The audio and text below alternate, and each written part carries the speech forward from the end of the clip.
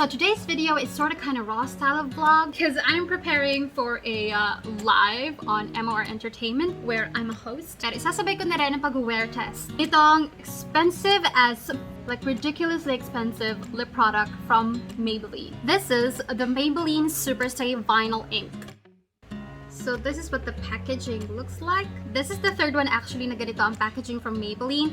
So una yung matte cushion, and then yung lifter gloss, and then finally yung vinyl, diba? Same type of packaging. So this is 499 pesos, you guys. I know, it's super expensive. Pero na-curious kasi ako, bakit ganun siya kamahal. Sabi kasi, it's long-lasting, waterproof, vegan. It's a lip gloss and lip tint in one. So, ang promise nila is no budge, no mess lip look, transfer-proof and waterproof. So, kung yung Superstay Matte Ink is matte, this one is a shiny shimmering. So, i-wear test natin to and tingnan natin if 499 is worth it. Before you use this, kailangan daw i-shake, shake, shake. Okay. So, ito ang itsura ng doe foot applicator. By the way, I got the shade 50 Wicked.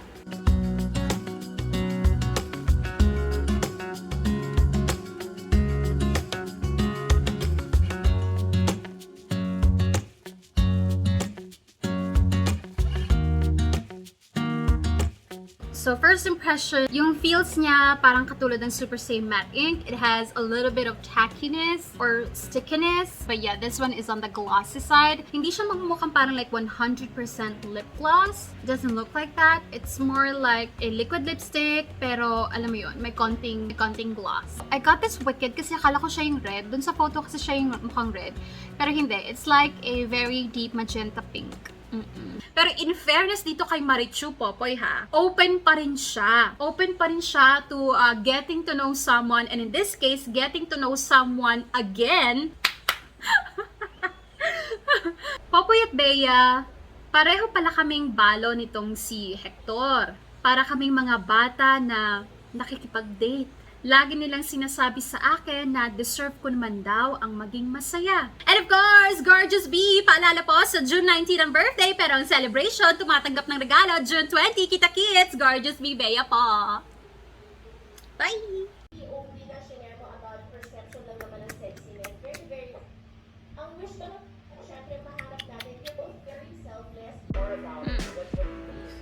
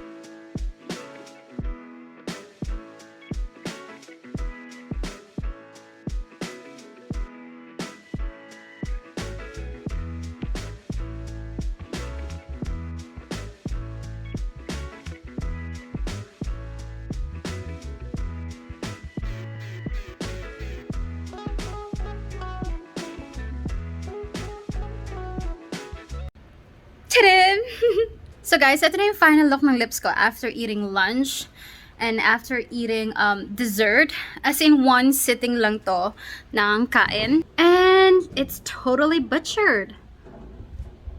Well, partida yung paraan ko pa ng pagkain was really like, you know, I was using and abusing my lips, kaya eto na siya. Okay, so let me give you guys my final thoughts. Ano ba yung maganda para sa kanya? Honestly, para lang siyang Superstay Matte Ink, but in a little bit glossier finish. It has the same feels.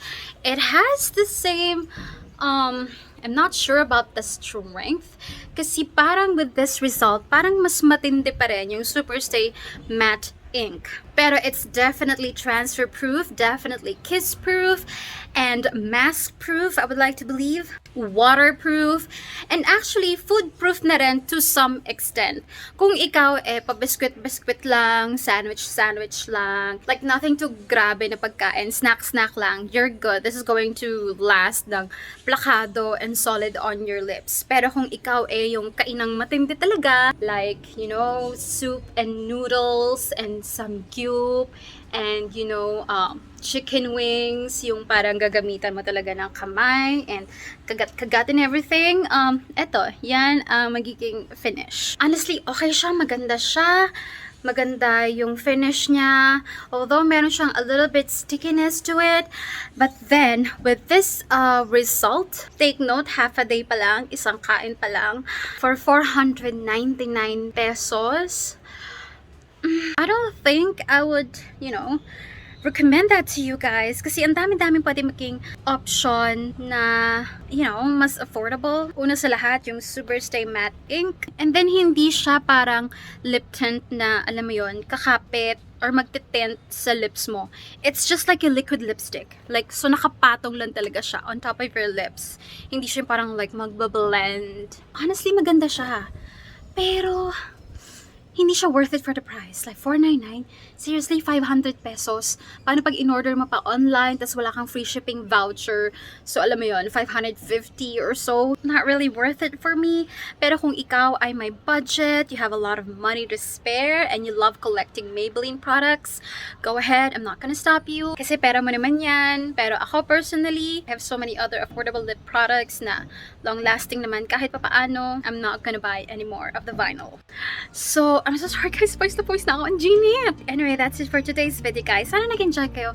Kahit very quick wear test lang, Hiii. In case you're interested, nakuha ko sa Lazada, sa official shop ng Maybelline sa Lazada, itong vinyl lippy na to. But yeah, thank you so much for watching guys, and I'll see you in my next one. Bye bye!